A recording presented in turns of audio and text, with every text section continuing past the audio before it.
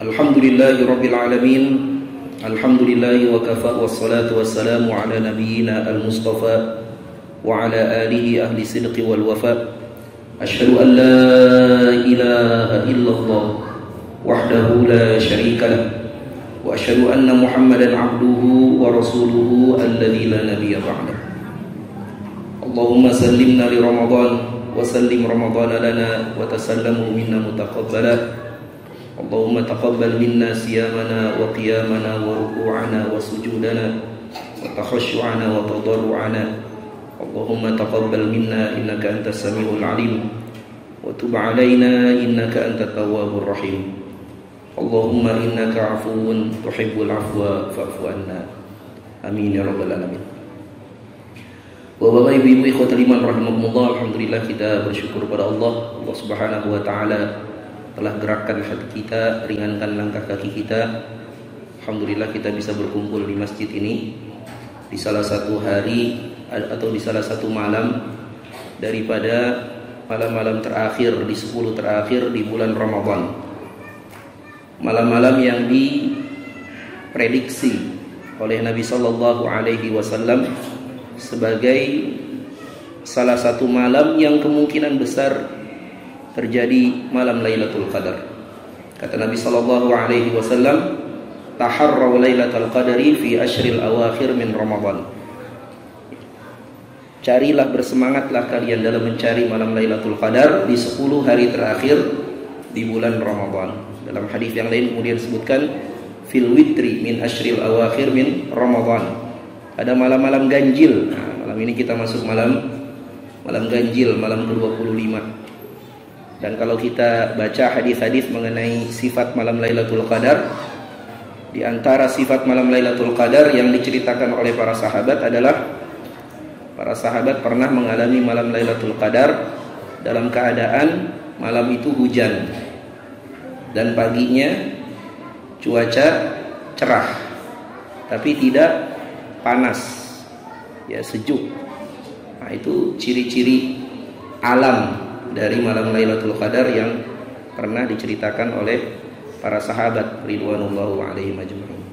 Nah, kita udah dapat nih malam ganjil, hujan, tinggal besok kita lihat sejuk atau enggak gitu ya.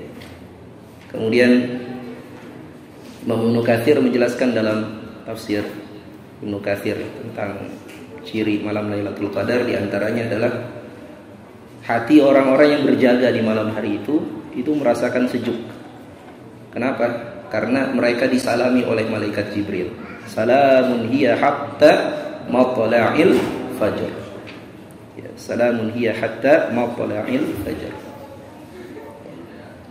Keselamatan, kedamaian, kesejukan itu ada dalam hati mereka sampai terbit waktu fajar. Nah, kita berdoa kepada Allah Subhanahu wa taala, semoga Allah Subhanahu wa taala perkenankan kita bertemu dengan malam Lailatul Qadar, dan Allah Subhanahu wa taala berikan taufik hidayah kepada kita bisa mengisi malam Lailatul Qadar itu dengan berbagai macam amal saleh. Ikhwatal iman rahimahumullah, tema kajian kita malam hari ini adalah menghidupkan semangat ibadah di hari-hari terakhir di bulan Ramadan. Kalau kita menengok tradisi Rasulullah Shallallahu Alaihi Wasallam dan para sahabat dalam menghabiskan 10 hari terakhir di bulan Ramadan, rasa-rasanya kita itu malu gitu berhadapan dengan mereka. Bagaimana semangatnya Rasulullah dan para sahabat dalam menghabiskan 10 hari terakhir di bulan Ramadan. Ya, diriwayatkan oleh ibunda kita Aisyah radhiyallahu anha, karena Nabi sallallahu alaihi wasallam idza dakhala al-ashra syadda mi'zarahu. Adalah Nabi sallallahu alaihi wasallam kalau sudah masuk di 10 hari terakhir, maka beliau akan menguatkan ikat pinggangnya. Syadda mi'zarahu. Ya. Menguatkan ikat pinggang itu artinya apa? Beliau tinggalkan seluruh aktivitas duniawi. Ya, kalau sudah masuk 10 hari terakhir, beliau tinggalkan seluruh aktivitas duniawi. Beliau sibuk bertahanuf beribadah kepada Allah Subhanahu wa taala. Kita 10 hari terakhir karena masih sibuk macam-macam. Bukan berarti kemudian salah gitu ya, ada orang kerja di 10 hari terakhir, jangan kemudian kita salah-salahin juga, enggak ya, enggak boleh ya. Ya, kita berdoa mudah-mudahan itu menjadi bagian dari amal salih ya. Tapi kalau kita lihat Nabi itu 10 hari terakhir beliau kencangkan ikat pinggangnya, beliau tinggalkan aktivitas duniawi, beliau tinggalkan istri-istrinya, syadda mizarahu wa aiqadha ahlahu, beliau bangunkan keluarganya. Artinya beliau ibadah tidak sendirian, beliau beribadah beserta keluarganya, beserta istri dan anak-anaknya. Jadi dihidupkan semangat ibadah di dalam keluarga. Nah, ini kadang kita pembicaraan di keluarga itu kalau sudah 10 hari terakhir, pembicaraannya malah tidak lagi ibadah, pembicaraannya Lebaran kita kemana ya? Ini beli baju baru nggak nih? Pembicaraannya udah beda gitu. Harga tiket pada naik ini. Pembicaraan udah beda. Bukan lagi bicara tentang ibadah Ramadan. Kemudian yang ketiga, ya, wa ahya lailahu. Nah, ini yang berat nih. Dan beliau menghidupkan malamnya. Artinya apa? Beliau itu tidak tidur di 10 hari terakhir bulan Ramadan. Tidak tidur. Beliau hidupkan malamnya, hidupkan malam dengan beribadah. Sehingga yang terbaik adalah kalau masuk 10 hari terakhir itu, malam itu jangan tidur. Kalau memang nggak kuat betul ya tidur sebentar, bangun lagi. Wa ahya lailahu. Nah, ini yang dicontohkan oleh Nabi Shallallahu Alaihi Wasallam dan kemudian diamalkan oleh para sahabat. Para sahabat itu kalau sudah masuk 10 hari terakhir, mereka bersemangat betul dalam beribadah. Satu contoh saja, misalnya sahabat Utsman bin Affan radhiyallahu anhu. Ini kan sahabat Utsman luar biasa. Sahabat Utsman ini adalah perwujudan dari sosok ideal yang disebutkan oleh Nabi sallallahu alaihi wasallam. Kata Nabi sallallahu alaihi wasallam, la hasada illa fi itsnain. Enggak boleh kita itu iri kecuali kepada 2 orang. Iri itu nggak boleh, tapi kita boleh iri kepada 2 orang. Iri yang dimaksud sini bukan iri dalam bentuk negatif, tapi iri di sini maksudnya adalah kita pengen betul menjadi salah satu dari 2 orang disebutkan oleh Nabi. Apa kata Nabi? La hasada illa fi itsnain. Nggak boleh iri kecuali kepada 2 orang. Yang pertama, rajulun atahu Allahul mal. Kita boleh iri kepada orang kaya, orang yang Allah berikan harta.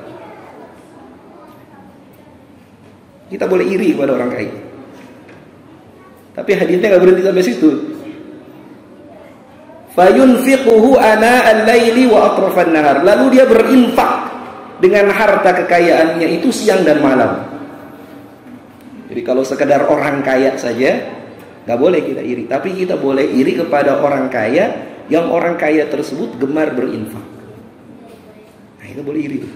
Lihat orang kaya tapi orang kayanya gemar infak. Yang kedua, wa rajulun atahu Allahul Qur'an. Kita boleh iri kepada orang yang Allah berikan kepadanya Al-Qur'an. Fayaqra'uhu ana al-laili wa atrafan nahar. Lalu dia baca Al-Qur'an itu pada malam hari dan siang harinya. Ini orang yang kita layak iri kepada orang tersebut. Nah, kalau kita belajar sejarah hidupnya Utsman bin Affan. Utsman bin Affan radhiyallahu anhu ini memiliki 2 kualitas itu. Jadi bukan salah satu, tapi 2 kualitas itu ada pada diri Utsman. Utsman bin Affan adalah orang kaya, saudagar, luar biasa. Tapi beliau juga gemar berinfak.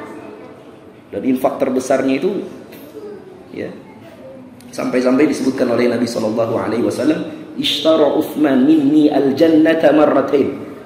Utsman itu sudah membeli surga dariku 2 kali. Surga dibeli sama Utsman.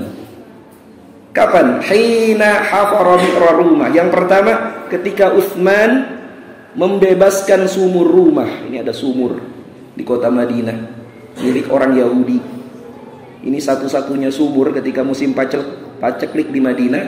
Sumur-sumur yang lain itu kering. Ini sumur milik orang Yahudi ini satu-satunya yang masih mengalirkan air. Nah, oleh orang Yahudi sumur ini kemudian dikapitalisasi gitu kan. Orang boleh ngambil air dari sumur itu tapi harus bayar. Oleh Utsman sumurnya ditawar. Kamu mau jual nggak tuh sumur? Orang yaudah, saya mau, bisa aja jual tapi harganya mahal. Kata Utsman, berapa nilai yang kau disebut harga mahal? Oleh Utsman dibeli. Ada riwayat yang menyebutkan ketika dibeli, orang Yahudi bilang, Anda cuma punya hak setengah hari. Maksudnya apa? 1 hari kamu boleh ambil air itu, tapi 1 hari saya yang berhak atas sumur itu. Riwayat yang disebutkan itu. Karena saking berharganya ini sumur. Oleh Utsman bin Affan ketika sumur ini dibeli, sumur ini kemudian dibebaskan. Seluruh penduduk kota Madinah, muslimkah, kafirkah, boleh ambil air dari sumur itu gratis. Kata Nabi, Utsman sudah beli surga itu.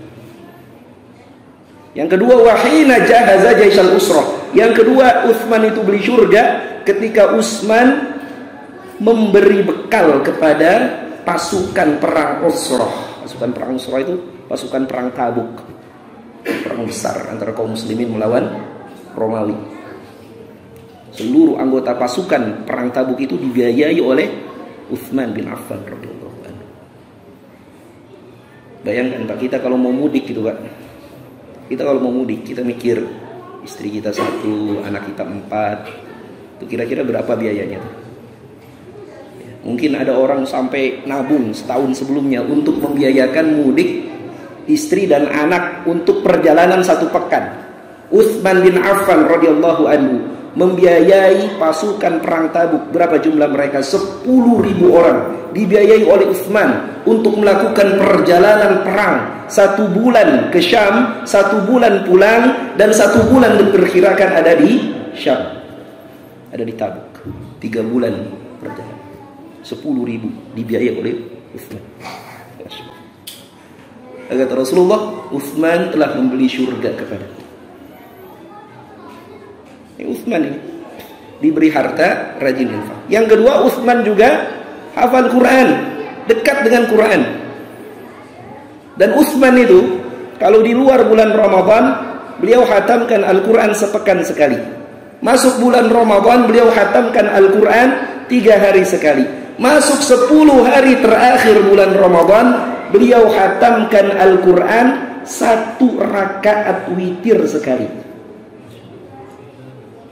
1 rakaat. Jadi beliau sholat malamnya, tarawehnya itu Pak, nggak, bukan taraweh ya. Kalau taraweh itu ada kata raha, artinya istirahat.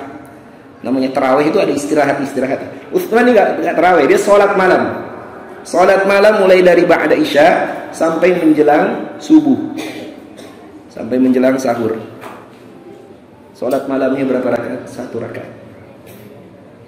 Beliau berdiri dalam sholat witirnya itu 1 rakaat, beliau khatamkan Al-Quran. Sehingga murid-murid yang kemudian berkata, wahai Utsman, apa yang menyebabkan engkau bisa kuat berdiri baca Al-Quran semalam suntuk? Kata Utsman bin Affan radhiyallahu anhu, "Lau tahuratil qalb ma syabi'at min kalami rabbiha." Kalau saja hati ini bersih, niscaya hati ini tidak akan pernah merasa kenyang dengan firman Tuhannya. Kalau hati bersih, hati ini tidak akan pernah merasa kenyang dalam membaca Al-Quran. Kenapa kita merasa kenyang baca Quran? Karena hati kita tidak bersih. Nah, ini kita kalau lihat sahabat Pak, 10 hari terakhir bulan Ramadan, rasa-rasanya jauh betul kita itu. Kok kurang betul kita jika dibandingkan dengan semangatnya beribadah para sahabat di 10 hari terakhir di bulan Ramadan. Termasuk para muslimah, termasuk para sahabiah juga demikian. Ya, kita ingat Nabi sallallahu alaihi wasallam diriwayatkan oleh ibunda kita Aisyah itu.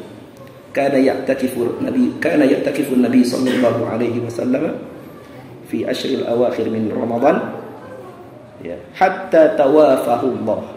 Adalah Nabi sallallahu alaihi wasallam itu i'tikaf di 10 hari terakhir, ya, sampai Allah wafatkan beliau. Ya. Kemudian setelah beliau wafat, ya, diikuti oleh istri-istrinya kemudian juga i'tikaf, ya, di 10 hari terakhir di bulan. Nah, pertanyaannya adalah kok bisa para sahabat itu semangat betul gitu ibadah, di 10 hari terakhir bulan Ramadan. Ya. Sedangkan kok kita kayaknya sulit gitu bersemangat. Kalau yang di sini insya Allah udah lumayan ya. Ya, tapi ya, di luar kita lihat itu kan, ya, sulit kita ya, menggelorakan semangat beribadah di 10 hari terakhir di bulan Ramadan. Sebetulnya bagaimana sih Rasulullah Shallallahu Alaihi Wasallam dahulu mendidik para sahabat sehingga para sahabat ini bisa demikian semangat beribadah di 10 hari terakhir bulan Ramadan. Nah, kita perlu lihat gimana cara mendidiknya Rasulullah. Sebagaimana kata Imam Malik, la yuslihu hadhil ummah illa bima saluha bihi awwaluha. Gak akan benar umat ini kecuali dengan cara bagaimana dahulu umat ini pertama kali jadi benar. Ya. Para sahabat dulu kan bukan orang benar, Pak. Para sahabat dulu orang kafir. Maksiatnya mungkin jauh lebih besar daripada kita. Ya, kita insya Allah nggak ada di antara kita yang pernah nyembah berhala, sujud di depan berhala. Nggak ada. Para sahabat dulu ada yang sujud depan berhala. Para sahabat dulu ada di antara mereka yang pernah membunuh anak kandung mereka sendiri. Para sahabat dulu ada yang pernah minum khamar setiap hari, seperti kita mungkin minum teh. Sampai-sampai ada sahabat yang mabuk dalam keadaan salat. Para sahabat ada yang dulu kebiasaannya berzina. Para sahabat dulunya kelam masa hidupnya. Tapi kemudian mereka berubah menjadi apa? Menjadi orang-orang terbaik yang bahkan diabadikan dalam Al-Quran. Kita kalau baca ayat-ayat Al-Quran terkait dengan orang-orang bertakwa, al-muttaqun, maka orang-orang bertakwa yang disebut dalam Al-Quran itu ada sifat-sifatnya dalam diri para sahabat. Jika Allah berfirman, kuntum khairu ummatin ukhrijat linnas ta'muruna bil ma'ruf wa tanhauna 'anil munkar. Siapa yang dimaksud khairu ummah di situ? Bukan kita, Pak. Yang dimaksud khairu ummah di situ para sahabat. As-sabiquna al-awwaluna minal muhajirin wal ansar walladzina tabauhum bi ihsan radhiyallahu anhum wa radu an. Saking hebatnya para sahabat mengubah diri mereka sampai-sampai Allah menggelari mereka, Allah ridha kepada mereka dan mereka pun ridha kepada Allah. Nah, kita perlu tanya, gimana dulu Rasulullah mendidik para sahabat sehingga para sahabat ini berubah menjadi manusia yang baru. Nah, kalau kita lihat, Pak, di antara hal utama yang ditanamkan oleh Rasulullah Sallallahu Alaihi Wasallam kepada para sahabat adalah Rasulullah Sallallahu Alaihi Wasallam menanamkan kepada para sahabat untuk menjadi abnaul akhirah. Apa itu abnaul akhirah? Anak-anak akhirat. Orang-orang yang selalu ingat akhirat. Sebagaimana ini ungkapan Ali bin Abi Thalib, salah satu murid Rasulullah terdekat. Ali bin Abi Thalib pernah berkata, irtahalati dunya mudbirah. Dunia ini berjalan dengan berlalu. Wartahalatil akhiratu muqbilah. Dan akhirat juga berjalan dengan menyambut akhirat itu akan datang. Walikulli wahidatin minhuma banun. Dan bagi setiap dari keduanya itu memiliki anak-anak. Dunia punya anak-anaknya, akhirat juga punya anak-anaknya. Dunia punya penggemarnya, akhirat juga punya penggemarnya. Fakunu min abna'il akhirah. Maka jadilah kalian anak-anak akhirat. Jadilah kalian penggemar akhirat. Wala takunu min abna'id dunya. Janganlah kalian menjadi anak-anak dunia. Fa innal yawma amalun. Karena sesungguhnya hari ini adalah hari beramal, wala hisaba, dan bukan hari perhitungan. Ini hari kita beramal, hari kita beraktivitas, bekerja, beribadah, bukan hari perhitungan. Nah, ini perhatikan. Jangan sekali-kali kita terbalik, Pak. Ada orang menjadikan hari ini hari perhitungan. Kegiatannya ngitung aja. Maksudnya kegiatan mengevaluasi orang. Wah, ini orang begini, ini orang begini, ini orang begini nih. Wah, saya lebih baik daripada salah. Ini bukan hari berhitung, bukan. Ini hari beramal, bukan hari berhitung. Wa ghadan, dan besok hisabun wala amal. Besok adalah hari perhitungan dan bukan hari beramal. Besok adalah hari perhitungan dan bukan hari beramal. Jadi kita disuruh beramal itu Sebentar, Pak. Kita disuruh sholat, disuruh zikir, itu sebentar. Sampai kapan? Sampai kita mati. Kalau kita mati besok, ya udah selesai. Nggak suruh sholat lagi, Pak. Ya kan? Udah mati, gimana sholat? Disolatin. Kalau kita mati malam ini, udah selesai. Udah selesai. Nggak disuruh lagi beramal. Nah ini Nabi SAW mendidik para sahabat untuk menjadi abnaul akhirah. Dan ini dimulai dari awal pertama kali Nabi SAW berdakwah.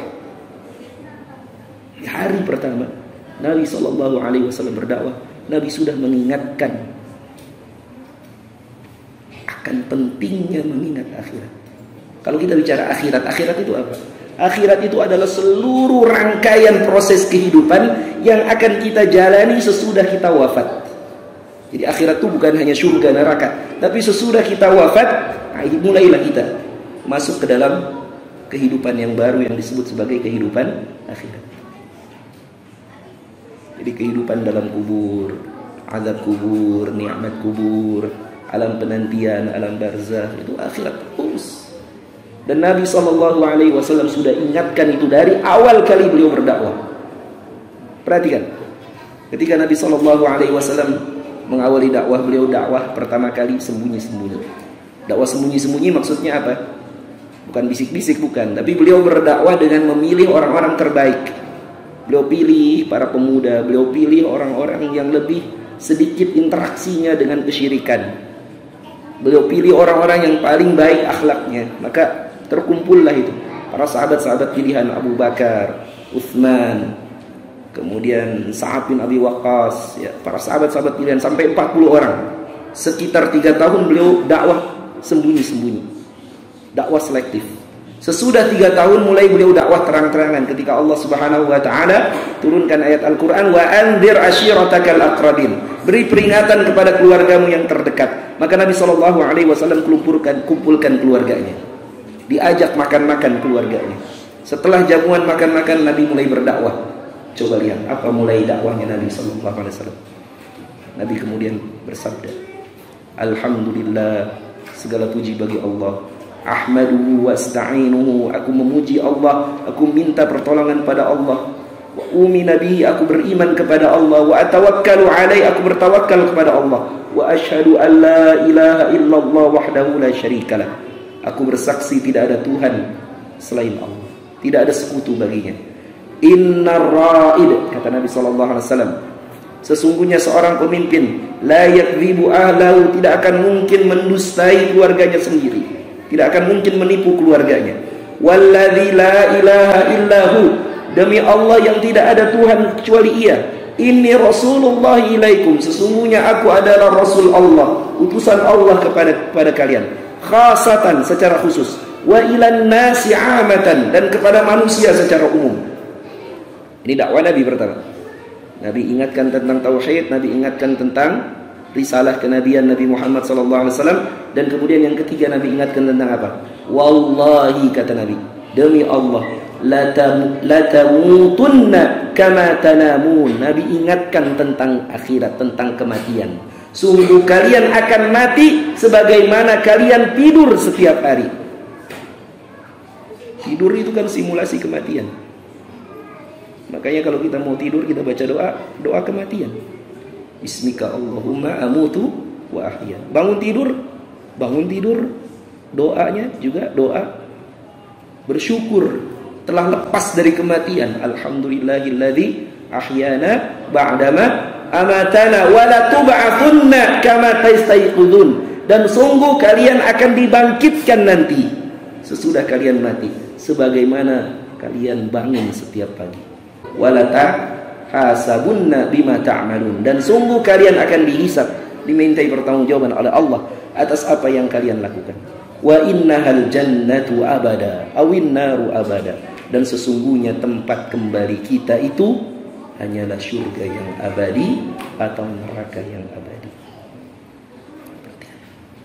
Di awal Nabi berdakwah, Nabi SAW sudah ingatkan tentang kematian. Sesudah itu Nabi dakwah lagi di atas bukit Safa. Nabi panggil seluruh penduduk kota Makkah. Kemudian di atas bukit Safa itu Nabi mengingatkan apa? Ara'aitakum law akhbartukum anna khailan bil wadi turidu an tughayyir 'alaikum. Bagaimana pendapat kalian jika aku beritahukan kepada kalian bahwasanya ada pasukan berkuda di belakang lembah ini yang akan menyerang kalian? Akuntum musaddiqi, apakah kalian membenarkan aku? Nabi berdiri di atas bukit Safa. Qalu na'am. Penduduk kota Mekah berkata, ya. Ma jarabna 'alaika illa sidqan, kami enggak pernah dapati engkau kecuali engkau pasti berkata jujur. Qala sallallahu alaihi wasallam, maka Nabi sallallahu alaihi wasallam bersabda, fa inni nadhirul lakum, sesungguhnya aku adalah pembawa peringatan bagi kalian. Nabi mengingatkan akan satu bahaya yang jauh lebih besar daripada bahaya dunia, jauh lebih besar daripada bahaya musuh menyerang kota Makkah, yaitu apa? Baina yaday azabun syadid, bahwasanya di hadapan kalian ada azab yang berat. Nabi ingatkan tentang akhirat, Nabi ingatkan tentang azab neraka. Nah, ini Pak, ini di awal dakwah Nabi ingatkan itu. Dan Nabi SAW selalu ulang ingatan para sahabat tentang akhirat. Dan inilah hakikat dakwahnya para nabi dan rasul. Wa ma nursilul mursalina illa mubashshirina wa mundirin. Tidaklah kami utus para rasul kecuali sebagai pembawa kabar gembira. Kabar gembira akan apa? Akan surga. Wa mundirin, dan pembawa peringatan. Peringatan akan apa? Akan neraka. Jadi para nabi, para rasul selalu mengingatkan itu, ya, tentang surga, tentang neraka, tentang kehidupan akhirat. Dan Nabi SAW juga mengajak para sahabat untuk selalu ingat kematian. Kematian ini merupakan gerbang menuju kampung akhirat. Coba kita renungkan hadis ini. Ini hadis sahih, sering sekali kita dengar hadis ini, tapi mungkin jarang kita renungkan. Apa kata Nabi sallallahu alaihi wasallam? Aktsiru dzikra hadzimil ladzat. Kata Nabi sallallahu alaihi wasallam, perbanyaklah kalian zikir, mengingat hadzimil ladzat, pemusnah kelezatan. Apa itu pemusnah kelezatan? Yakni al-maut, yaitu kematian. Coba perhatikan hadis ini. Nabi menyebutkan perbanyak zikir mengingat pemusnah kelezatan. Tapi Nabi tidak menyebutkan berapa jumlah mengingatnya. Enggak. Nabi tidak sebutkan berapa jumlah mengingatnya. Kita disuruh tasbih, ada jumlahnya 33. Tahmid 33, takbir 33. Baca la ilaha illallah wahdahu la syarikalah 10 kali. Zikir-zikir yang lain ada jumlahnya, tapi zikir mengingat kematian enggak ada jumlahnya. Nabi menyebutkan aktsiru, sebanyak-banyaknya. Zikir ingat mati itu nggak ada jumlahnya, sebanyak-banyaknya. Ingat hadzamil ladzat. Nabi kemudian menjelaskan sifat dari kematian itu, hadzamil ladzat, pemusnah kelezatan.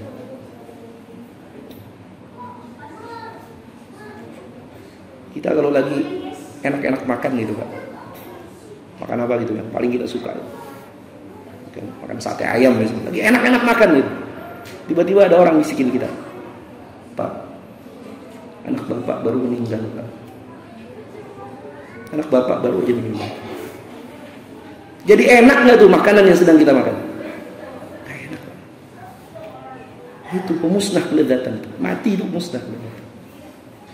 Lagi enak-enak makan, terus kita dapat informasi, ini dokter baru ngasih surat, nyawa bapak nih kira-kira tinggal 1 bulan lagi. Jadi enak gak tuh makanan tuh? Enak. Pemusnah kelezatan. Jadi gak lezat itu. Semua yang kita nikmati itu gak lezat. Yakni al-maut. Dan Nabi mengingatkan ini, aktsiru, perbanyak ingat. Sampai-sampai kata Nabi SAW ketika ada seorang Ansar datang kepada Nabi SAW bertanya, ya Rasulullah, ayyul mu'min afdal? Ya Rasulullah, mukmin yang paling baik itu seperti apa sih? Qala Nabi SAW, ahsanuhum khuluqa. Mukmin yang paling baik itu adalah mukmin yang paling indah akhlaknya. Faqala wa qala fa ayyul mu'min aqyas.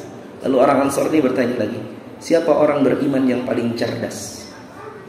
Qala aktsaruhum lil mauti dzikra. Kata Nabi sallallahu alaihi wasallam, mukmin yang paling cerdas adalah mukmin yang paling banyak zikir kematian, paling banyak ingat kematian. Itu mukmin paling cerdas. Wa ahsanuhum lima ba'dahu, dan yang paling baik persiapannya menghadapi sesudah kematian, isti'dadan, dengan satu persiapan yang baik. Ulaikal aqyas, itulah orang yang paling cerdas, paling berakal. Jadi luar biasa. Nabi SAW mengajarkan pada kita definisi-definisi baru. Banyak term, ya, istilah yang kita sudah kenal, tapi diredefinisi oleh Nabi SAW. Contoh apa misalnya? Kita pernah dengar ada istilah muflis, bangkrut. Yang kita dengar istilah bangkrut. Nah, Nabi tanya kepada para sahabat, tahukah kalian itu siapa orang bangkrut? Sahabat jawab seperti kita mungkin. Kalau ditanya juga siapa itu orang bangkrut, maka kata sahabat, orang bangkrut itu orang yang dagang, jangan-jangan untung modalnya habis, modalnya aja habis ya Rasulullah. Itu orang bangkrut. Kata Nabi, bukan. Orang bangkrut itu bukan itu. Orang bangkrut itu adalah orang yang nanti datang di hari kiamat. Dia membawa betapa banyak amal ibadahnya, pahalanya dia bawa. Tapi ternyata dia pernah menzolimi orang. Dia pernah ambil harta orang. Dia pernah nyakiti orang dengan lisannya. Dia pernah nyakiti orang dengan tangannya. Akhirnya apa? Amal ibadahnya kemudian diambil satu persatu untuk menutupi kezaliman yang pernah dia lakukan. Ketika kemudian amal ibadahnya habis, dia nggak punya apa-apa. Ternyata kezalimannya masih banyak. Yang dia zalimi bukan satu orang, dua orang, tiga orang. Yang dia zalimi satu RT, satu RW, satu kecamatan, satu wali kota. Akhirnya apa? Dosa orang-orang yang pernah dizalimi itu ditimpakan kepada orang ini. Masya Allah. Itulah orang bangkrut. Ini definisi baru. Istilahnya kita kenal, tapi Nabi kemudian buat definisi baru. Nabi juga pernah ditanya, ya Rasulullah, Nabi bertanya kepada para sahabat, tahukah kalian siapa itu orang mandul? Sahabat menjawab, orang mandul itu orang yang gak punya anak ya Rasulullah. Enggak. Orang mandul itu bukan orang yang gak punya anak. Orang mandul itu adalah orang yang punya anak, tapi anaknya itu tidak ada bekas pendidikan dari dirinya. Anaknya itu gak dia didik. Itu orang mandul. Dia punya anak, tapi anaknya tidak ada bekas pendidikan dari dirinya. Nah ini masuk lagi hadis ini. Nabi ditanya siapa itu orang cerdas. Nabi menjelaskan definisi baru orang cerdas. Orang cerdas itu adalah orang yang paling banyak mengingat kematian.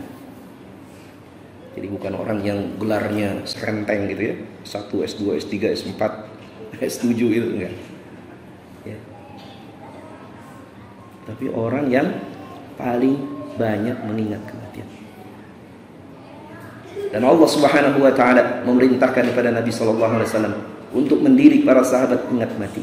Qul, katakanlah wahai Muhammad sallallahu alaihi wasallam, katakan kepada para sahabat, innal mauta, sesungguhnya kematian, alladzi tafirruna minhu, yang kalian lari daripadanya, fa innahu mulaqikum, sesungguhnya kematian itu pasti menemui kalian.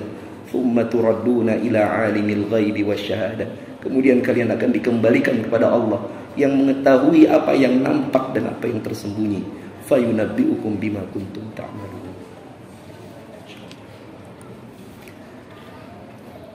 Nah, jadi sahabat itu hidup di tengah-tengah.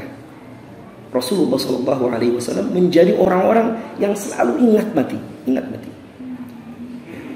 Abu Bakar As-Siddiq radhiyallahu anhu itu kalau sore hari beliau melihat burung terbang itu, beliau sering nangis. Beliau lihat burung terbang kembali ke sarangnya, beliau sering nangis. Beliau berkata apa? Ya laitani in kuntu tayran. Celaka aku. Alangkah bagusnya kalau aku jadi burung saja.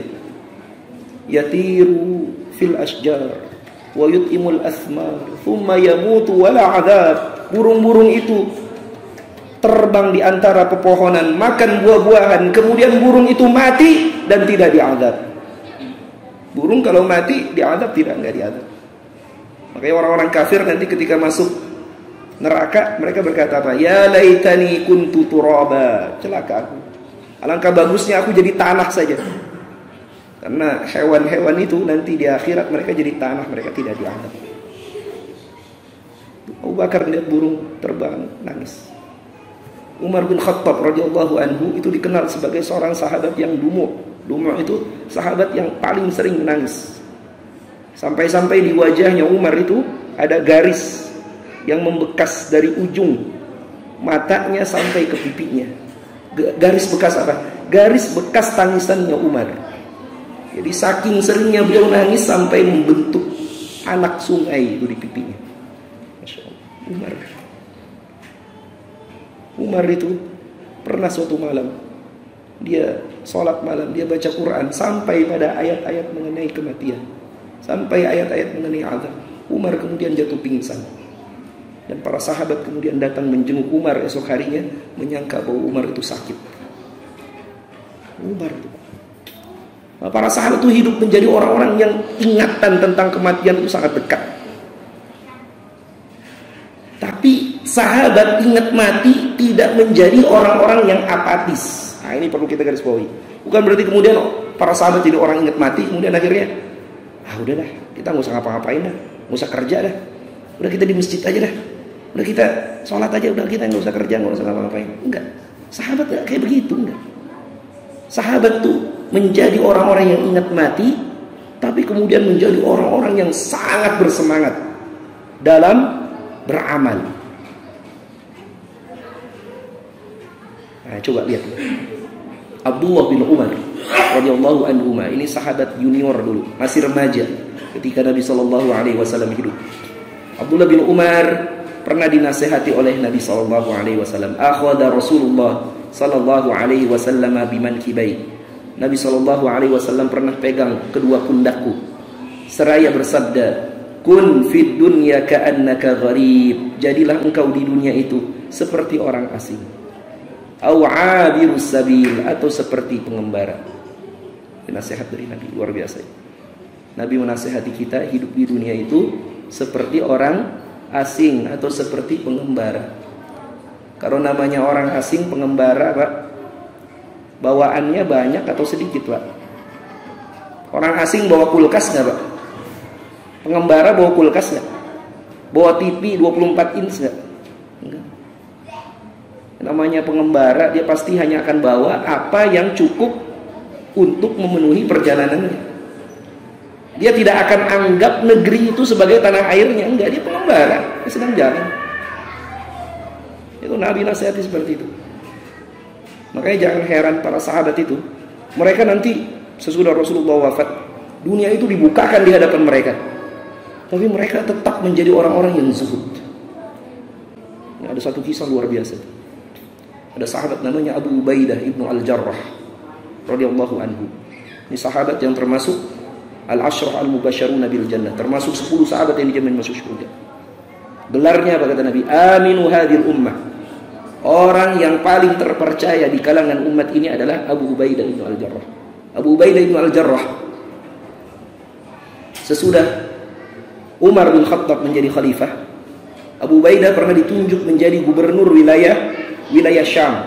Syam itu sekarang Palestina, Yordan, ya, Suriah, wilayah yang besar, wilayah yang kaya, wilayah yang subur, wilayah yang sejak ratusan tahun yang lalu, ya ribuan tahun yang lalu sebelum Islam datang, itu sudah menjadi wilayah perebutan banyak kekuatan-kekuatan politik di dunia. Ini wilayah yang luar biasa. Abu Ubaidah menjadi gubernur wilayah yang kaya raya ini. Luar biasa. Ini wilayah kaya, gubernurnya harusnya kaya juga kan. Umar kunjungan ke Syam, ketemu dengan Abu Ubaidah, lantas bertanya kepada Abu Ubaidah, wahai Abu Ubaidah, di mana istanamu?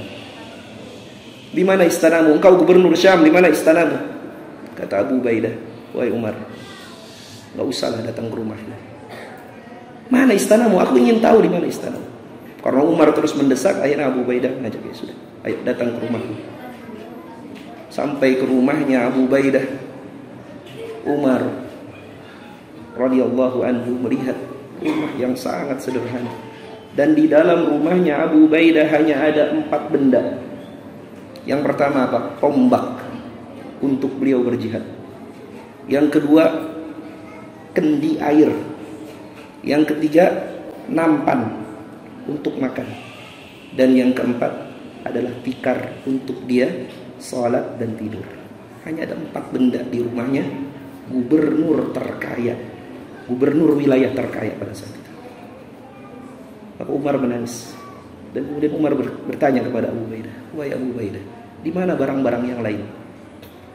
Kata Abu Ubaidah, "Wahai Umar, kita ini adalah pengembara. Perjalanan kita masih panjang. Maka ringankanlah bekalmu dalam perjalanan yang panjang." Abu Ubaidah mengajarkan kepada kita, ringankan bekal kita dalam perjalanan. Karena kalau bekal kita terlalu banyak, Pak, itu akan memberatkan perjalanan kita. Dan nanti kita pasti akan ditanya oleh Allah akan beratnya bekal kita dalam perjalanan itu. Apa kita anggap semua yang kita nikmati sekarang gak ditanya sama Allah? Baju kita, kacamata, handphone, laptop, kendaraan, rumah, semua itu ditanya oleh Allah. Kata Abu Ubaidah, ringankan perbekalan karena perjalanan kita masih panjang. Masya Allah. Nah, ini kita kembali ke sini. Apa yang kemudian difahami oleh Abdullah bin Umar ketika Nabi SAW menasehati, jadilah engkau orang asing atau pengembara dalam kehidupan dunia. Maka yang difahami oleh Abdullah bin Umar adalah, idza amsayta fala tantadhiris sabah. Kalau sudah masuk sore hari, jangan nunggu pagi hari. Wa idza asbahta fala tantadhiril masa. Kalau sudah pagi hari, jangan tunggu sore hari. Wa khudh min sihhatika limaradika. Dan ambil kesempatan sehatmu sebelum datang waktu sakitmu. Wa min hayatika limautika. Ambil kesempatan hidupmu untuk kehidupan sesudah kau mati. Ini yang difahami oleh para sahabat. Ketika mereka tahu kematian dekat, maka mereka akan bersegera dalam beramal. Gak nunggu-nunggu dalam beramal, gak menunda-nunda dalam beramal. Sehingga ketika masuk Ramadan, mereka bayangkan nih Ramadan terakhir gitu. Gak nunda-nunda. Wah, nanti ketemu lagi kok Ramadan. Kata siapa? Ketemu lagi Ramadan. Mereka bayangkan Ramadan terakhir. Bahkan ketika mereka sholat, mereka bayangkan ini sholat terakhir. Nabi SAW kalau saf sudah dirapikan, Nabi sering berkata kepada para sahabat. Jadi selain sawu sufufakum gitu, Nabi suruh rapatkan, luruskan saf. Nabi sering berkata, sallu salatan muwaddi. Salatlah kalian seperti salat perpisahan. Salat kalian seperti salat perpisahan. Jadi kalau kita sedang salat, bayangkan ini salat terakhir. Salat subuh belum tentu kita ketemu zuhur, zuhur belum tentu kita ketemu asar, asar belum tentu kita ketemu maghrib, maghrib belum tentu kita ketemu isya. Kalau kita bayangkan ini salat terakhir, kira-kira bagaimana hati kita, Pak? Hati kita sungguh-sungguh betul. Itu sahabat tuh dididik dengan mindset seperti itu. Ini waktu terakhir, ini kesempatan terakhir. Sehingga mereka tidak akan tunda-tunda. Dan mereka menjadi orang yang sangat semangat. Mereka menjadi orang-orang pemberani, berani berkorban untuk agama ini, berani berkorban untuk dakwah, berani berkorban untuk menggapai akhirat. Nah, coba lihat ini, para perindu kematian ini, profilnya dipotret dalam sejarah seperti apa. Ada sahabat namanya Khalid bin Walid radhiyallahu anhu. Kita tahu Khalid ini adalah Saifullah, pedangnya Allah. Ya. Sahabat yang kalau mimpin perang gak pernah kalah. Umar pernah mengutus Khalid untuk menyerang Persia. Persia ini imperium besar, Pak. Jauh lebih besar daripada Romawi. Ya, cuma karena sekarang ini kita sering nonton film-film dari Hollywood gitu kan, dari barat, yang barat ini katanya kelanjutan Romawi gitu. Maka kalau dalam film-film itu biasanya Persia itu kalah lawan Romawi. Enggak. Dalam kenyataannya fakta historis itu Persia itu lebih sering menangnya lawan Romawi. Ini Persia ini kerajaan besar, Umar utus Khalid untuk menguasai, untuk menaklukkan Romawi. Maka Khalid kemudian mengirim surat kepada Kisra, kepada penguasa Persia. Arsala Khalid risalatan ila Kisra wa qala, isi suratnya apa? Singkat saja. Isi suratnya Khalid, aslim taslam, masuk Islam kamu, niscaya kamu selamat. Isi suratnya Khalid. Gak ada basa-basi, Bang, gak ada. Ini dengan ini enggak. Masuk Islam kamu selamat. Wa illa, dan kalau kamu nggak mau masuk Islam, ji'tuka birijal, aku akan datang kepadamu membawa pasukan. Pasukanku ini siapa? Yuhibbunal mauta, orang-orang yang mencintai kematian. Kama tuhibbuna antumul haya, sebagaimana kalian mencintai kehidupan. Ini pasukannya Khalid. Falamma qara'a Kisra risalah, maka ketika Kisra, penguasa Persia ini, membaca surat itu, arsala ila malikis Sin, maka dia kirim surat lagi ke Raja Cina. Dia minta bantuan kepada Raja Cina. Yatlubul madad wan najdah, dia minta bala bantuan dan pertolongan. Farudda alaihi malikus Sin, maka Raja Cina balas suratnya Kisra. Qailan, dia tulis di suratnya itu, kata Raja Cina, ya Kisra, wahai Kisra, la quwwatan li biqaumin law aradul khal'al jibal min amakiniha la khala'uha. Wahai Kisra, aku enggak berdaya menghadapi orang-orang seperti ini. Ini adalah orang-orang yang apabila mereka mau cabut gunung dari tempatnya, niscaya mereka akan sanggup mencabutnya. Orang-orang seperti apa tadi? Orang-orang yang mencintai kematian, sebagaimana orang-orang kafir mencintai kehidupan.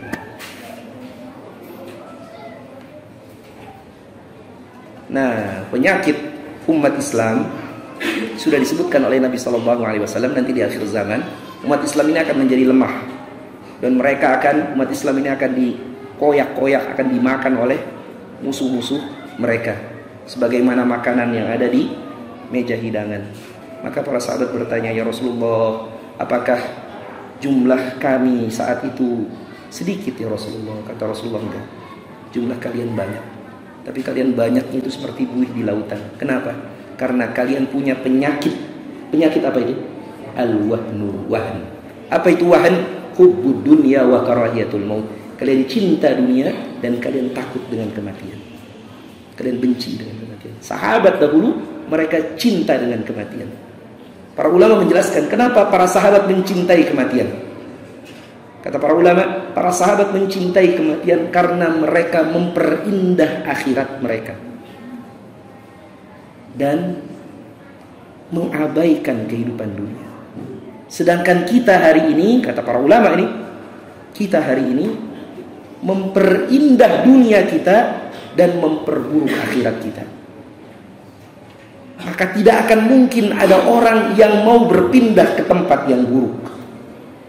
Karena kita memperindah dunia kita dan memperburuk akhirat kita, tidak akan mungkin ada orang yang mau berpindah ke tempat yang buruk. Sedangkan para sahabat dulu memperindah akhirat mereka, memperburuk kehidupan dunia mereka.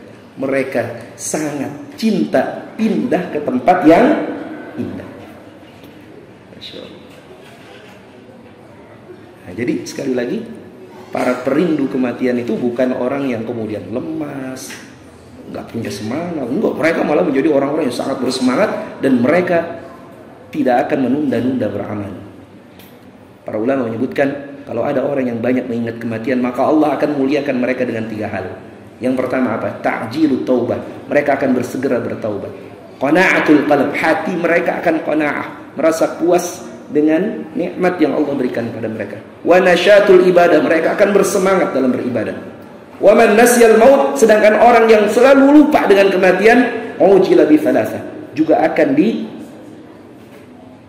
dengan 3 hal. Yang pertama apa? Taswifut taubah, dia akan menunda-nunda taubat. Wa tarkur ridha bil kafaf, dia tidak akan ridha dengan nikmat yang Allah berikan kepadanya. Wa takasul fil ibadah, dia akan malas dalam beribadah. Jadi bisa kita simpulkan, kalau ada orang masuk bulan Ramadan atau sudah akhir Ramadan masih juga malas beribadah, masih juga menunda-nunda bertaubat, itu artinya apa? Dia kurang ingat dengan kematian. Kalau kita ingat mati, mati itu dekat dengan kita, maka kita akan bersemangat Pak dalam beribadah. Dan sudah sangat banyak itu kan buktinya, bahwasanya kematian itu tidak memandang usia. Betul nggak Pak? Apa harus orang yang lebih tua lebih duluan matinya? Enggak. Kalau kita datang ke TPU, ya, tempat pemakaman umum, dulu namanya kan kue boeran bersama, gitu. Datang ke TPU, datang ke pemakaman, kita lihat batu-batu nisan itu, cek gitu. Ada nggak yang tanggal lahirnya, tahun lahirnya lebih muda daripada kita? Ada nggak Pak? Ada. Yang lebih muda dari kita? Tidak ada. Banyak atau sedikit Pak? Banyak. Kematian itu nggak mandang umur Pak. Kematian itu nggak mandang pekerjaan ya. Belum tentu orang yang pekerjaannya bahaya, tentara, polisi, dia akan duluan mati. Enggak. Banyak orang meninggal bahkan dalam keadaan sehat.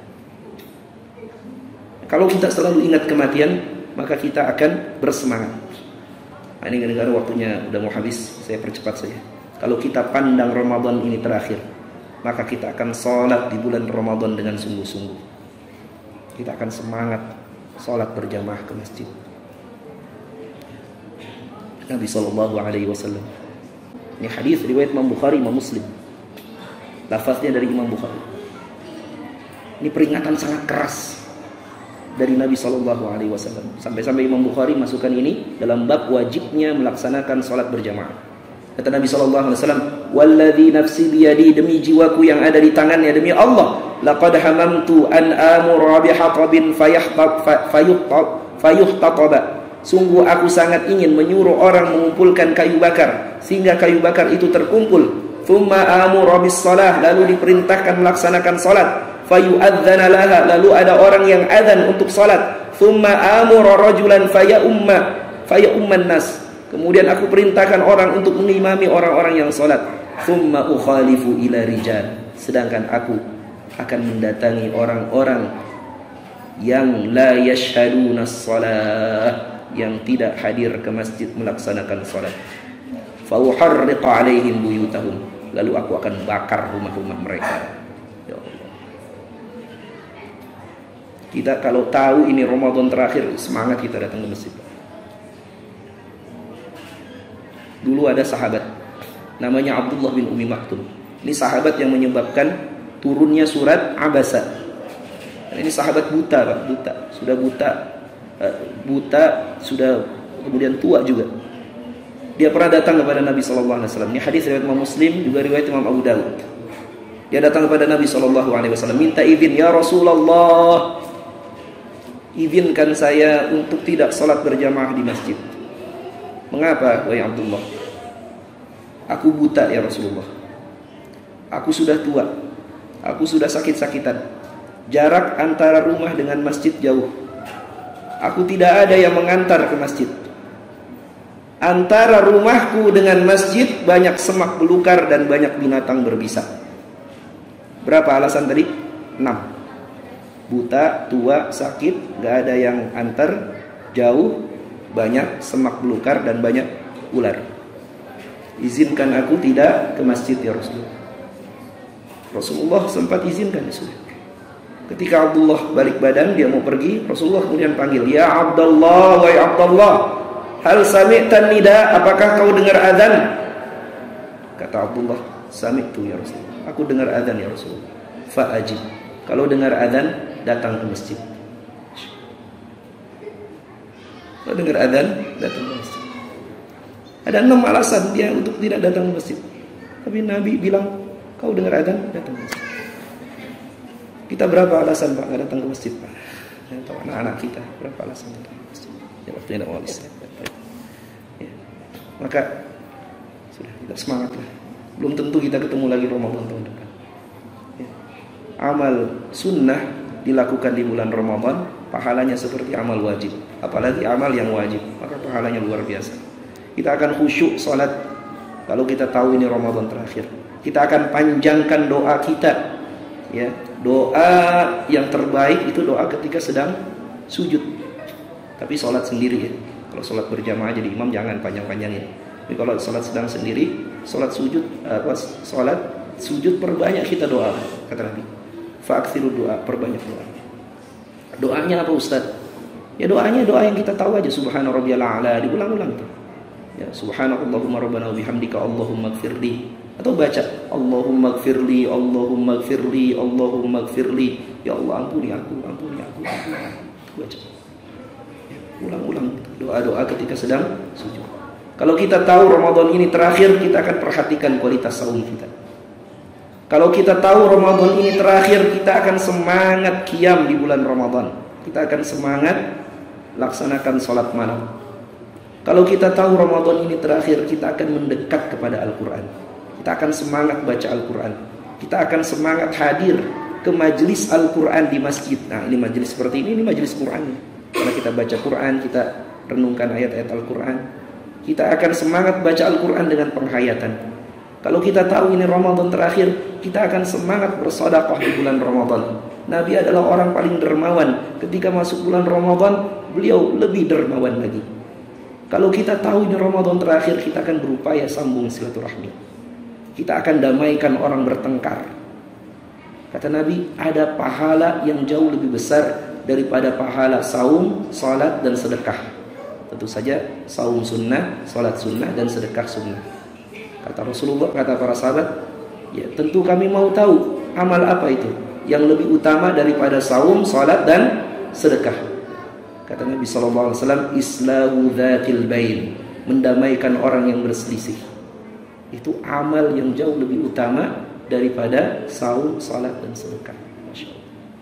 Di bulan Ramadan, Pak, kalau ada orang bertengkar, berselisih, bertengkar gara-gara partai politik, gara-gara capres, copres, ya, kita damaikan. Sampai sekarang masih ada yang kayak begitu-begitu. Ya. Allah pernah bertanya kepada manusia nanti di hari kiamat, wahai manusia, aku sakit, kenapa kalian tidak menjengukku? Kata manusia, bagaimana aku menjengukmu, sesungguhnya engkau Rabbul Alamin. Tidakkah kau tahu bahwa ada hambaku fulan, dia sakit, tapi engkau tidak jenguknya. Padahal kalau engkau menjenguknya, engkau akan mendapati aku di sisinya. Ini hadis sahih riwayat Muslim. Ya, kalau kita jenguk orang yang sakit, kita beri makan kepada orang yang lapar, kita beri minum kepada orang yang haus, kita bantu orang yang kesusahan, maka sesungguhnya kita sedang menjenguk Allah.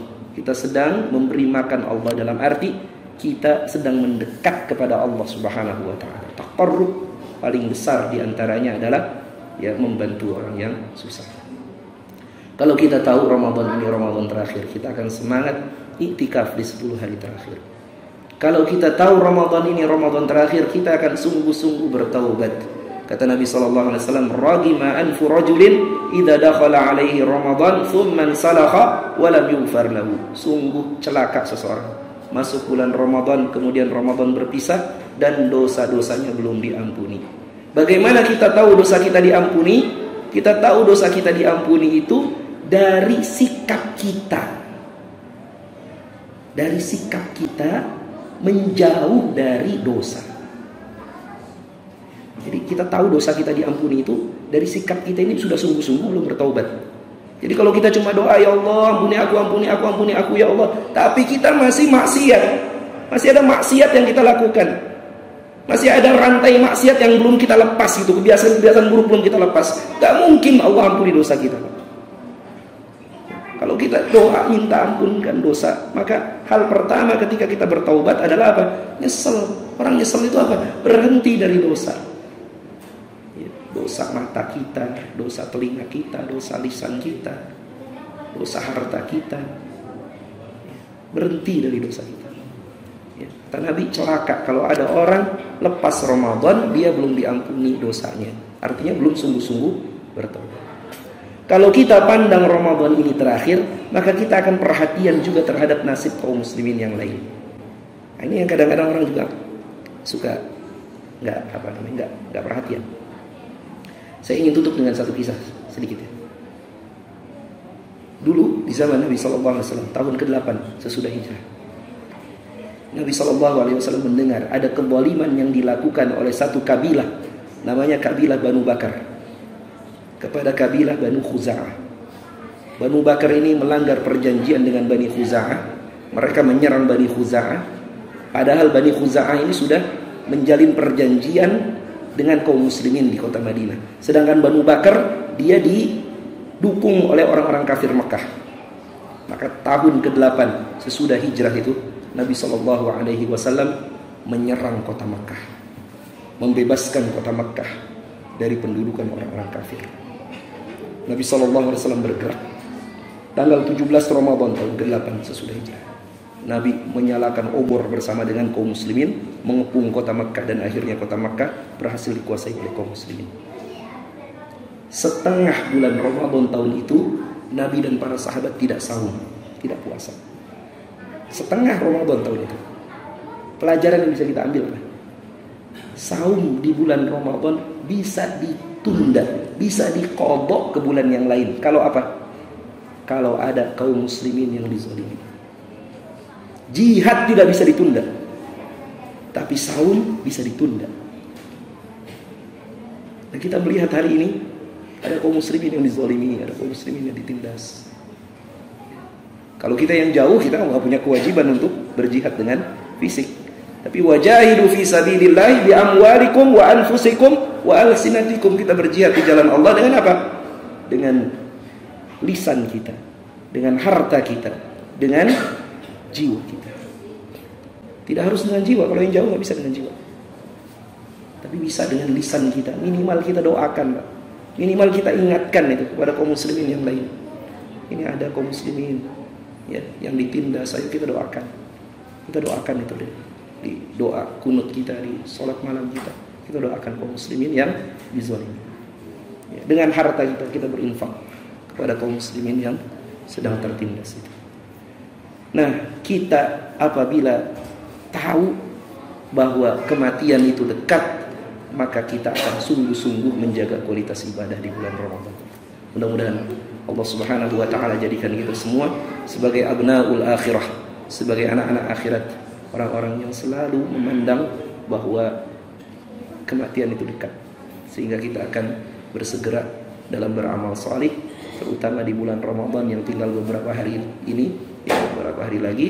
Kita manfaatkan sebaik-baiknya, kita lakukan berbagai macam amal salih, ya. Mudah-mudahan Allah Subhanahu wa taala terima seluruh amal ibadah kita. Demikian Bapak Ibu ikhwatal iman rahimakumullah, karena waktunya sudah habis, kita cukupkan saja ya. Tidak ada tanya jawab, insyaallah kita cukupkan. Kita tutup sama-sama dengan baca doa kafaratul majlis. Subhanakallahumma wa bihamdika asyhadu an la ilaha illa anta astaghfiruka wa atubu ilaik. Walhamdulillahirabbil alamin. Wal 'afwu minkum. Assalamualaikum warahmatullahi wabarakatuh.